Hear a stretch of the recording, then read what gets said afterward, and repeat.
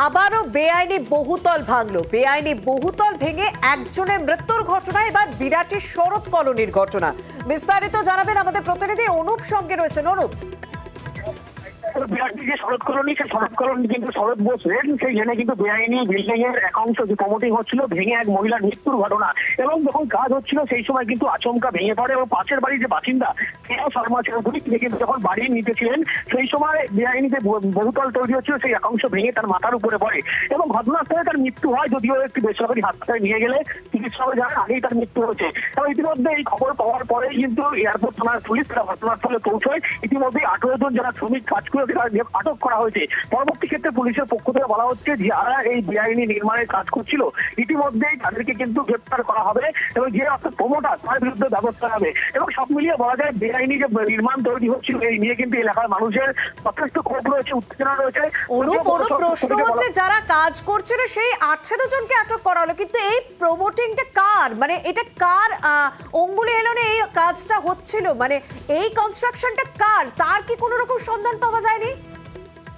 এখনো পর্যন্ত এই প্রমোটিং এর যে প্রমোটার তার কিন্তু খোঁজ পাওয়া যায়নি বা নাম পাওয়া যায়নি। পুলিশের পক্ষ থেকে 18 জন শ্রমিককে বলা হচ্ছে, জিজ্ঞাসাবাদ করা হচ্ছে, প্রমোটারের বিরুদ্ধে ব্যবস্থা নেওয়া হবে। যদিও পুলিশের পক্ষ থেকে বলা হচ্ছে প্রমোটারকে গ্রেপ্তার করা হবে প্রয়োজনে।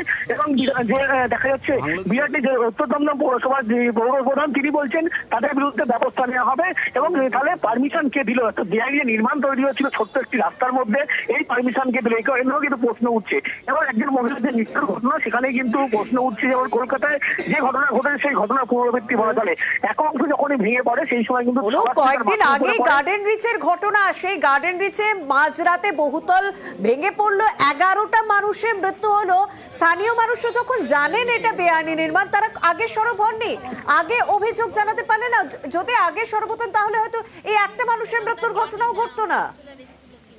গার্ডেন রিচে যে ঘটনা সেই ঘটনার পরেও কিন্তু স্থানীয় মানুষজন তারা একাধিক অভিযোগ করলেও পৌরসভা কোনো ব্যবস্থা নেই। এখানে কিন্তু পৌরসভার ভূমিকা নিয়ে প্রশ্ন উঠবে। তার কারণ পৌরসভার পক্ষ থেকে যখন এই বিল্ডিং এর প্ল্যান পাস করা হয়েছিল তার পরবর্তী ক্ষেত্রে কেন পদক্ষেপ নেওয়া হয়নি? যেমন গান্ধী মতো একটা ঘটনা ঘটলো এবং ছোট্ট গলির মধ্যে কিভাবে এই বহুতল নির্মাণ গড়ে উঠছিল কোনো রকম সেফটি ছাড়া, এই নিয়ে কিন্তু প্রশ্ন উঠছে। মানুষজন তারা জানাচ্ছে বারবার পৌরসভাকে জানিয়েছিল কিন্তু পৌরসভা ব্যবস্থা নেই। যখন ভেঙে পড়ার ঘটনা ঘটলো পৌরসভার পক্ষ থেকে বলা হচ্ছে ব্যবস্থা নেওয়া হবে। তাহলে আগে কেন ব্যবস্থা নেই সে সমস্ত নিয়ে কিন্তু প্রশ্ন উঠতে শুরু করেছে। একদম অনুপম, ধন্যবাদ। স্থানীয়রা কি অভিযোগ করছেন একবার শুনে নেওয়া যাক। দেখলাম যে ভদ্রমহিলা প্রত্যেকদিন সন্ধ্যেবেলা এখানে হাঁটাহাঁটি করে, তার কোনো রিলেটিভের সঙ্গে ফোনে কথা টথা বলে, তেমনি তার বাউন্ডারির মধ্যেই সে কথা বলছিল। এবার ও 5 তলা থেকে পাঁচিল ভেঙে পড়বে এটা তো কেউ ভাবতে পারে না।